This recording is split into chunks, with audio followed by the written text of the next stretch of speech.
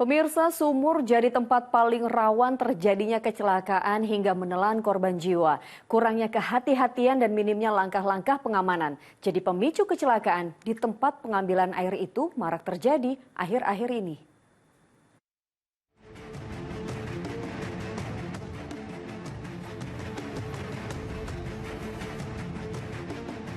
Kecelakaan di area sumur air masih saja terjadi di sejumlah daerah. Tak sedikit pula insiden itu kerap menelan korban jiwa.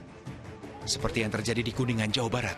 Terus tarik, cepat. Yo, awas kepala, awas. Ya. Diduga akibat lalai karena sumur rata dengan tanah, seorang perajin batu bata tercebur sumur sedalam 20 meter di desa Nanggerang.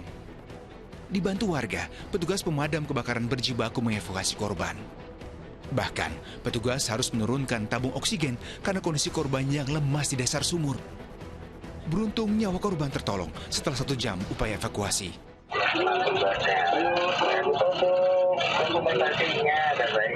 Insiden serupa juga terjadi di ibu kota. Seorang pria di Keramat Jati, Jakarta Timur, terpeleset dan tercebur ke sumur sedalam 6 meter saat sedang memperbaiki pompa air. Ya, Ewan, terus tarik. Diameter sumur yang sangat sempit sempat menyulitkan proses evakuasi oleh personel Gulkarmat.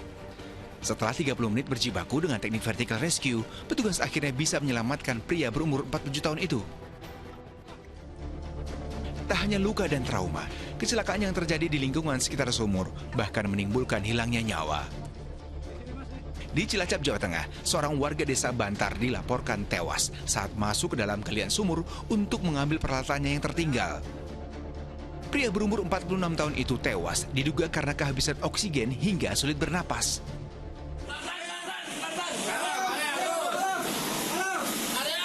Sementara di Magelang, Jawa Tengah, satu keluarga yang terdiri dari cucu, ayah, dan kakek tercebur sumur di dalam rumahnya di Dusun Jelapan.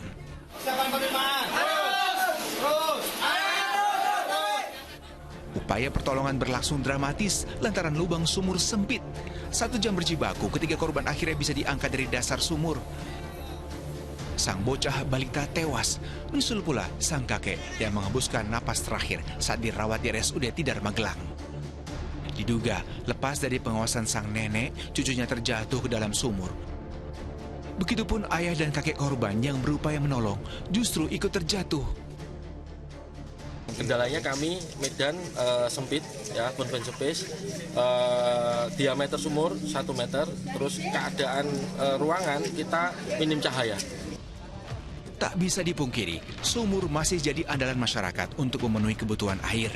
Hanya saja, sumur yang dibangun masyarakat kerap mengabaikan konstruksi yang aman. Selain menggali sumur tadi dan supaya lebih aman, memang ditutup, Mas, atasnya dicor gitu atau dengan apapun menutupnya, lalu dibantu dengan pompa. Kondisi itu ditambah minimnya pengetahuan tentang langkah-langkah penyelamatan saat terjadi kecelakaan, sehingga insiden menimbulkan banyak korban. Penyelamatan di dalam sumur ini juga membutuhkan pengetahuan dan keterampilan. Tidak cukup banyak keberanian, maka dari itu tidak boleh panik. Jadi sekali lagi saya tekankan, panggil bantuan. Agar kecelakaan tercebur sumur tak kembali terulang, perlunya langkah pencegahan.